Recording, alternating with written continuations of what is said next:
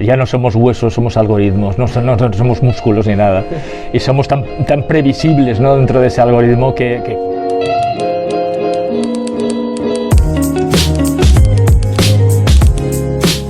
¿Pero qué son las fake news o qué conocemos como una fake news? Antes le llamábamos rumores, le llamábamos mentiras, le llamábamos intoxicación y ahora le llamamos fake news, pero no ha dejado de ser, pues, noticias. Yo no diría noticias, informaciones no contrastadas, a veces trasladadas voluntariamente, otras que no son voluntarias, pero no dejan de ser mentiras, ¿eh?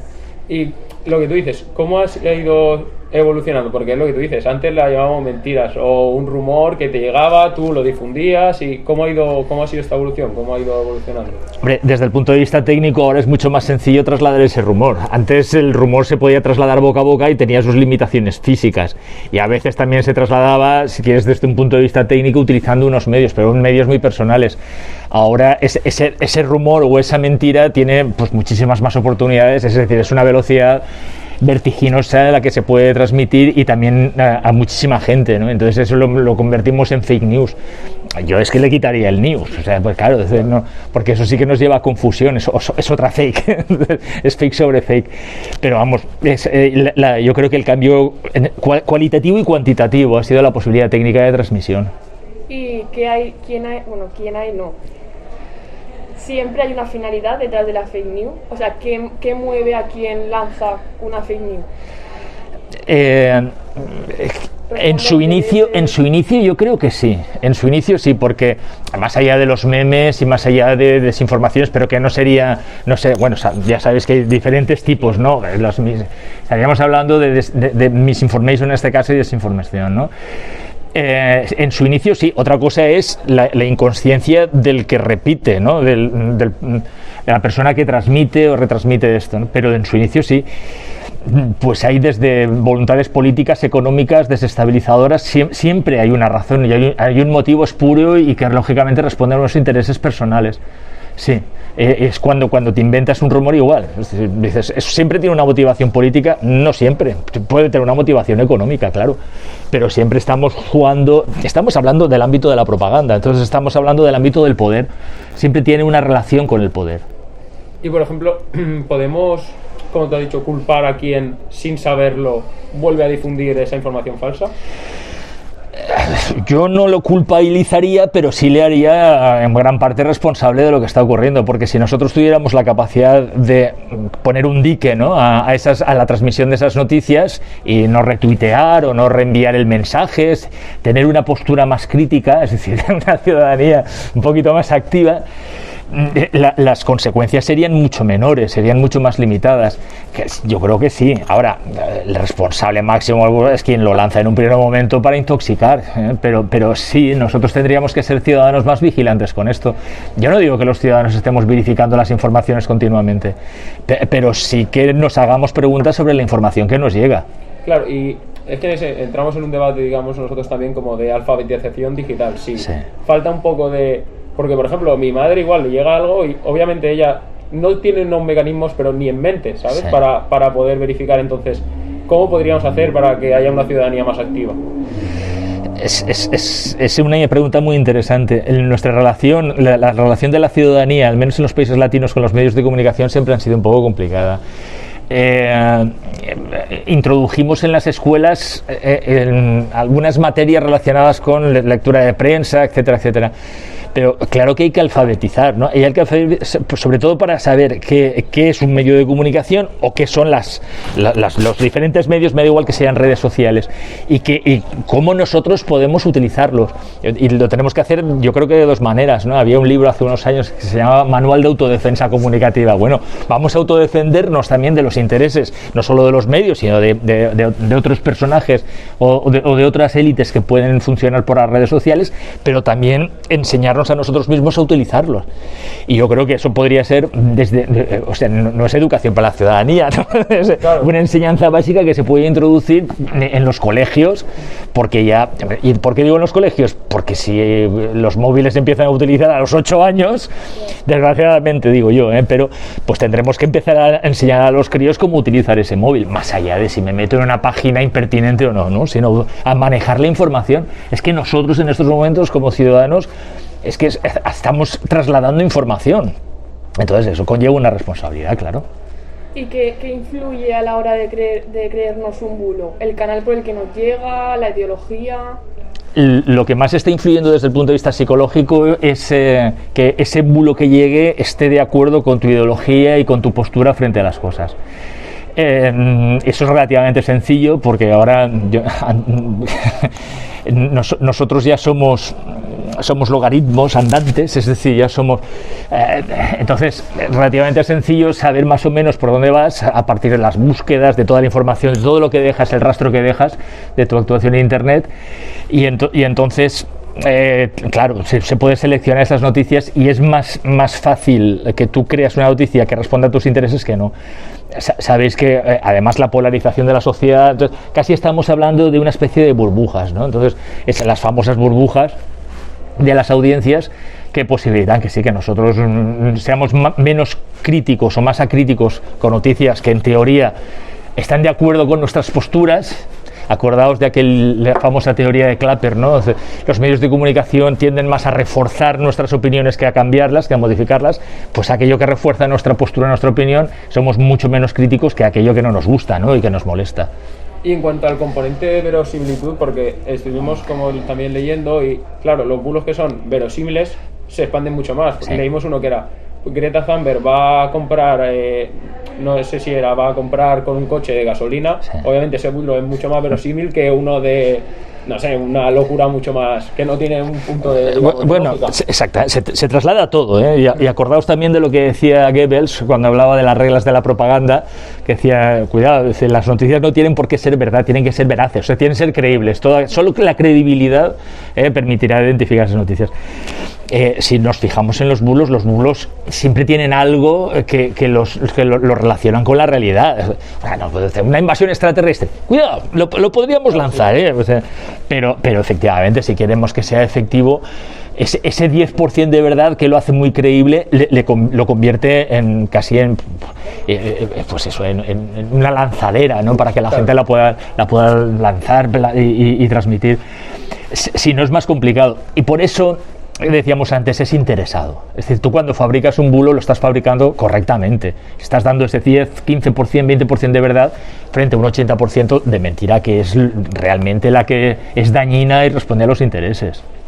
Y hay digamos, como un escenario perfecto de dominación, en el sentido, por ejemplo, con la pandemia, se creó como un escenario perfecto para empezar a introducirnos información que no sabíamos si era verdad o no.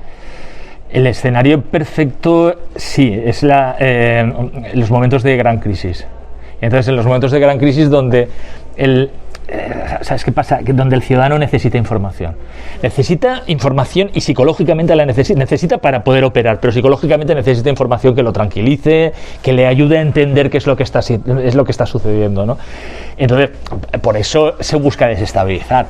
Claro, si tú eres un estratega de la comunicación y de la propaganda, cuanto más desestabilizada esté una sociedad, más fácil se va a tragar los bulos.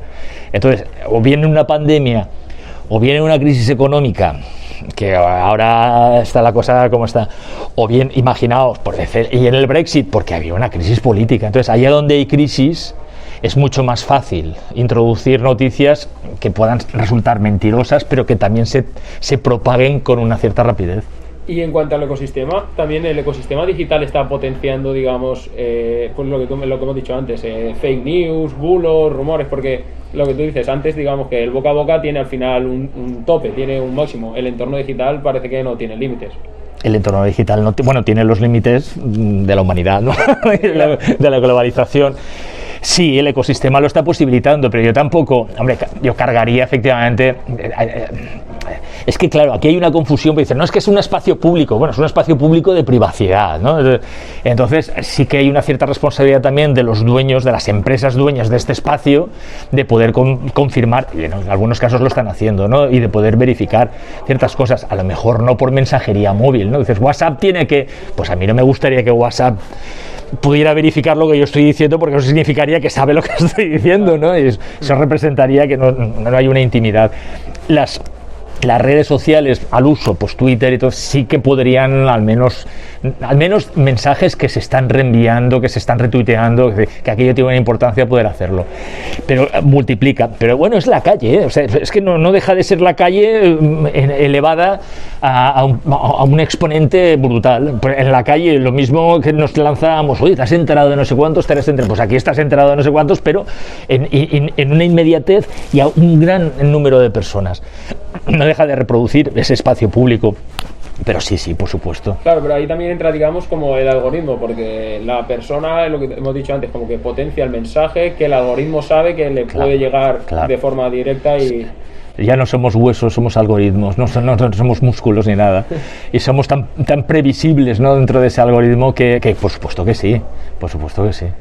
¿Y crees que... bueno, ya fuera un poco de las redes sociales, porque tú has dicho que dentro de las redes sociales tampoco nos tienen que controlar tanto, porque entonces digamos que de alguna manera se coartaría nuestra libertad de expresión o nuestra privacidad, pero fuera, los estados, los gobiernos deberían de poner más medidas para frenar la expansión de los bulos, o también se coartaría entonces nuestra libertad de expresión. Bueno, ahí hay una iniciativa interesante también en la Unión Europea y hay diversas oficinas que están trabajando en este sentido. Ahí tenemos una duda enorme. Tenemos una duda enorme porque hasta qué punto están los gobiernos para desmentir cuestiones que puedan decir la ciudadanía, no la sociedad civil. Obviamente, eso lo tendría que determinar una serie de expertos, no una serie de políticos, lo cual también es peligroso, ¿no? Pero bueno, si tú vieras que efectivamente hay noticias que están infectando parte de la sociedad civil y que son estratégicamente falsas, pues por lo menos desmentirlas, ¿no? Pero no poder anticiparse al silencio, o no poder decir, no, usted no puede escribir esto, porque claro, ahí estamos ya modificando las reglas de juego, que es una de las circunstancias que quieren también los estrategas de la desestabilización. Modificar esas reglas de juego, siempre que modifiques unas reglas de juego es una victoria del otro. Eso en todas las guerras, en todas las luchas. Entonces, si tú dices, no, ahora nosotros vamos a disminuir la libertad de expresión para que no incurramos en bulos. Bueno, enhorabuena, ustedes han ganado parcialmente, ¿no? Entonces, pero sí, es un tema de preocupación porque ha pasado a ser un tema estratégico. O sea, la guerra de la propaganda es una parte de la guerra. Y entonces ya es una cuestión de relaciones internacionales. Lo hemos visto, ¿no? Hace poco. Entonces, claro, es una cuestión política, y eso se tiene que dirimir desde mi punto de vista, no desde un razonamiento político, porque entonces el poder nos lo conocemos, me da igual el color, el poder es el poder, sino desde un conocimiento más especializado, es decir, de expertos en comunicación que puedan entrar ahí.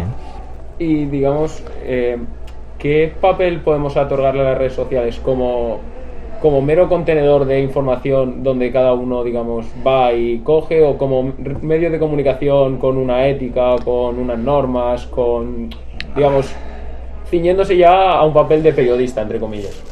Es que no son periodistas, claro, pero actúan como medio de comunicación. Entonces, ahí también hay un estatuto de las redes sociales que tendremos que revisar. Pero bueno, es que son empresas privadas. Pero bueno, también tienen una cierta responsabilidad como empresas privadas, no pueden hacer lo que le da la gana. Una empresa privada no puede decir, bueno, pues ahora voy a contaminar porque me da la gana porque la chimenea es mía, ¿no? Oye, no, usted te está contaminando el medio ambiente, el ecosistema que comentabas antes, pues tú estás también contaminando el ecosistema.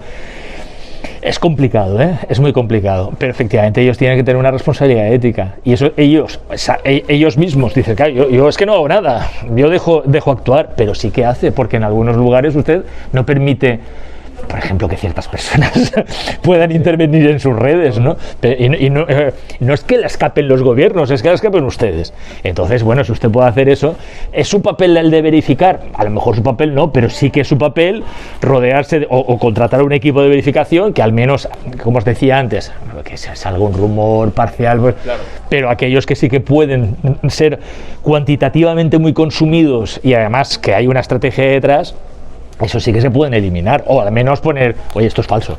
Sí, o a nivel de bots y ciberbots. Efectivamente, es decir, porque sabemos los mensajes que se están reenviando de una manera bárbara. Bueno, pues esto está enviado por un bot. Claro. Es decir, ese aviso a lo mejor simplemente sin censurar ya es suficiente para que muchas personas se den cuenta de, bueno, yo lo consumo tal, me puede ilusionar, pero bueno, si lo reenvío, sí, porque estoy reenviando un bulo.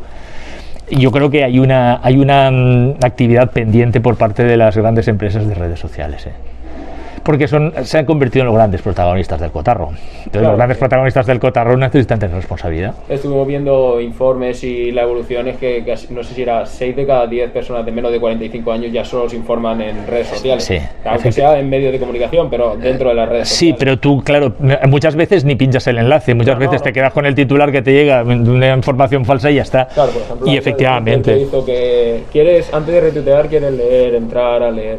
Claro, y los medios de comunicación también, ¿qué papel juegan? Porque antes sí que eran como el embudo para que la gente le llegase cierta información. Ahora la gente puede entrar, por eso vamos a Twitter, por ejemplo, o YouTube o lo que sea, y la gente es el embudo. Entonces está el problema de que no saber qué información te beneficia o te ayuda a mejorar tu capacidad crítica, tu información sobre la sociedad, y también el problema de la sobreinformación, que tienes tanta información que no sabes cómo gestionarla. ¿Cómo podemos... no solucionar, pero ¿qué puede hacer la ciudadanía?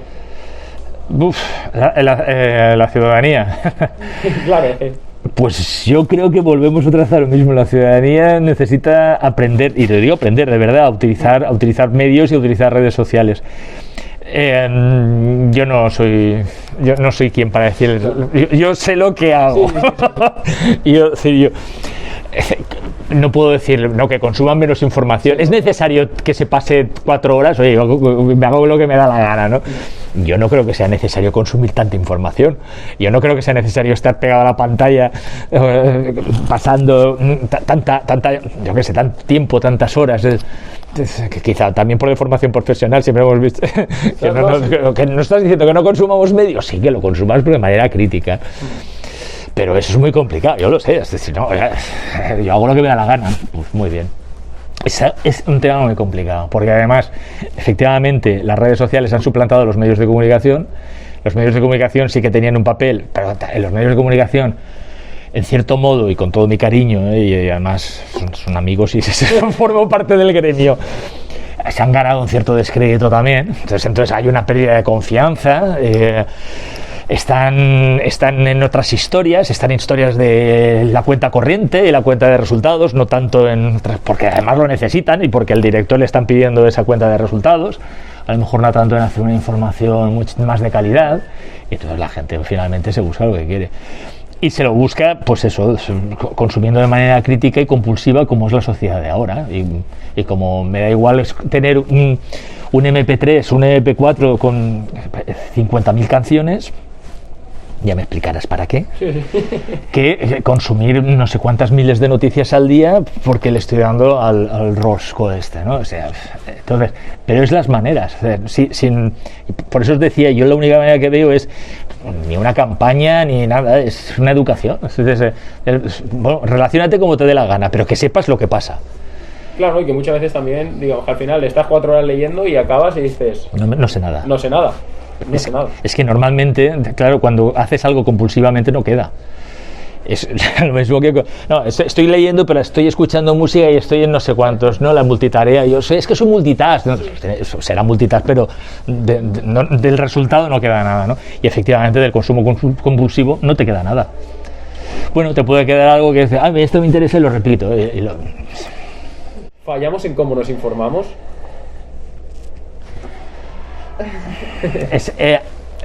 Yo vuelvo un poco a la tesis de antes. A mí me cuesta culpabilizar, fallamos a la ciudadanía en cómo nos informamos. Sí pediría una mayor actividad crítica a la ciudadanía. Pero la ciudadanía tiene que ser crítica y tiene que ser activa. Si no, no es una ciudadanía. Claro. Eso es el pueblo, el vasallo, el que sea, ¿no? Entonces sí le pediría que despertáramos un poco y fuéramos, primero que fuéramos conscientes de la responsabilidad que tenemos y también del peligro, y que nosotros somos objetos, nosotros no, o sea, cuando hay una campaña de propaganda nosotros somos medios puros, o sea, somos objetos, somos víctimas en ese sentido, pero por eso tenemos que dejar de ser víctimas y tomar la iniciativa. Y no, ya repito, es decir, tendríamos que saber efectivamente, informarnos un poquito más, no victimizarnos, no culpabilizarnos, pero sí responsabilizarnos un poquito, sí. Porque además creo que es nuestro deber, fíjate, ¿eh? Iría un poquito más allá, es nuestro deber. Claro, es que obviamente si estamos pidiendo información, si queremos saber lo que pasa, tenemos que también tener un papel crítico y saber... Es que precisamente pedimos información para tener un papel crítico. Pues seamos críticos cuando recibamos la información.